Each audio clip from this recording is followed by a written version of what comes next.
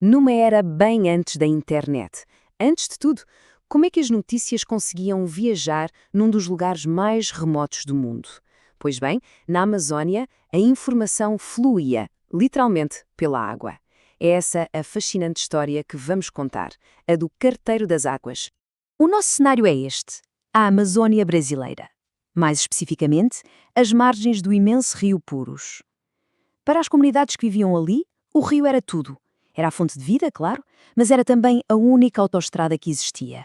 Era o canal para mercadorias, para pessoas e, o mais importante para a nossa história, para as notícias. Tentem só imaginar a cena. Um barco, que eles chamavam de regatão, aproxima-se de uma aldeia remota e, de repente, ouve-se um grito: "Olha o mundo que chegou!" Esta frase, ela capta tudo, não é? A emoção, a expectativa. A chegada de um barco era um acontecimento gigante que trazia não só produtos, mas também histórias, cartas, o mundo lá fora, a chegar de repente. Mas como é que este sistema todo funcionava, antes de haver um carimbo oficial para qualquer coisa? Pois bem, isto era comunicação pura, antes da burocracia. Era um mundo que, literalmente, chegava de canoa. Antes de se sonhar com correios ou telégrafos por ali, a informação dependia de pessoas. Simples assim. Era uma rede feita de corpos, de canoas, de memórias e de vozes. Um sistema completamente orgânico que nasceu da necessidade e que se baseava inteiramente na confiança entre as pessoas. E isto leva-nos à pergunta central, claro. Se não havia uma instituição, quem é que assumia esta tarefa tão importante de ligar toda a gente? A resposta tem um nome e uma história incríveis. É aqui que entra o nosso carteiro humano, Manuel Urbano da Encarnação. E este é ele, o rosto por trás do nosso carteiro. A sua vida, a sua experiência, ele era, na verdade, a personificação de todo este sistema de comunicação. Um sistema informal, sim, mas que funcionava de uma forma incrivelmente eficaz lá no século XIX. O Manuel Urbano era muito mais do que um simples entregador de recados. Ele era um correio humano. E o que é fascinante neste conceito é que o trabalho dele ia muito para além da logística. Ele era um intérprete, uma verdadeira ponte entre mundos diferentes, um mediador ali no coração da Amazónia. A sua autoridade vinha toda do seu papel como prático, ou seja, um piloto do rio. Ele conhecia cada curva, cada corrente, cada perigo daquele rio. A sua memória era o mapa. A sua perícia era a garantia de que tudo chegava ao destino. Era este conhecimento profundo que o tornava a peça central desta rede, uma rede que não era feita de papel, mas de confiança. Ok, mas e o governo? Onde é que ele estava nisto tudo?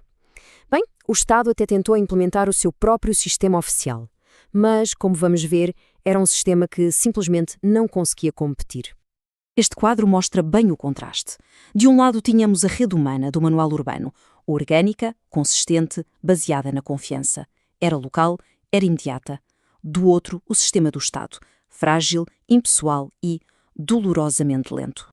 E esta cronologia só confirma o padrão de vai e vem. O Estado aparecia, criava uma agência de correios e pouco depois desaparecia. Deixava para trás promessas de integração que nunca se cumpriam. A tal reorganização de 1910 foi só mais um exemplo de improviso, algo que nunca, mas nunca, conseguiu substituir a fiabilidade da rede humana que já existia.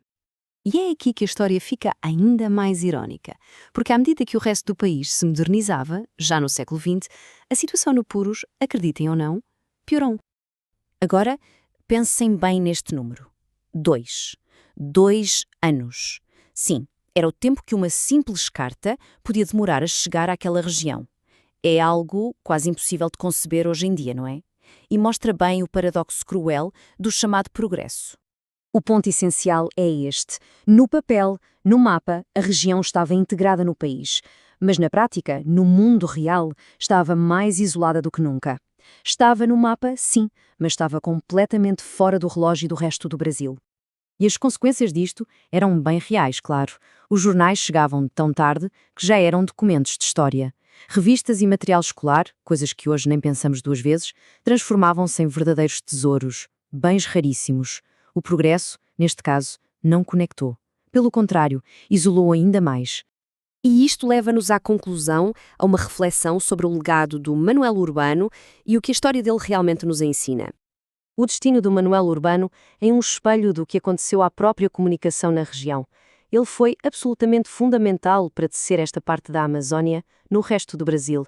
E, no entanto, o seu conhecimento vivo, a sua memória do rio, tudo isso foi substituído por mapas e por burocracias que nunca chegaram nem perto da sua eficácia. No fim de contas, ele era muito mais que um piloto de rio.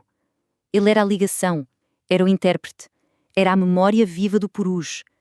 Ele era, na sua essência mais pura, o verdadeiro correio humano. E o vazio que a sua ausência deixou, nem a modernidade foi capaz de preencher. E isto tudo deixa-nos com uma pergunta final que vai muito para além da Amazónia. A história do Manuel Urbano é um espelho para nós hoje. Ao construirmos os nossos sistemas modernos, super eficientes, que tipo de conexões humanas, que tipo de carteiros humanos é que corremos o risco de estar a apagar pelo caminho? É algo em que vale a pena pensar.